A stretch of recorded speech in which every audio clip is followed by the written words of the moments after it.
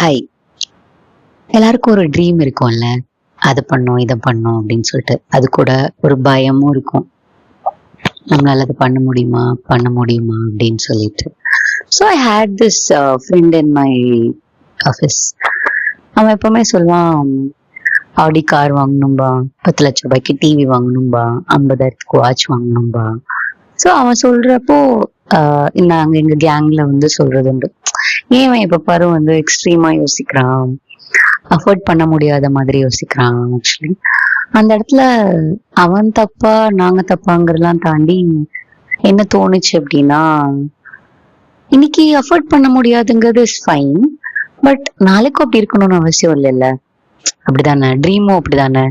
இன்னைக்கு நம்மளால அதை பண்ண முடியலங்கிறதுக்காக நாளைக்கும் அதை பண்ண முடியாது அப்படிங்கிறது அவசியம் இல்லைல்ல. ஒரு விஷயத்த செய்யணும்னு நம்ம நினைக்கணும், அப்புறம் தானே அதை செய்யறதுக்கான வேலையை தொடங்க முடியும்.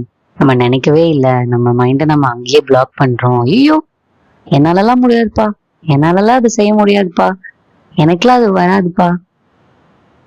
சும்மா அந்த தாட் நம்ம மண்டைக்குள்ள வந்திருக்காதுல்ல.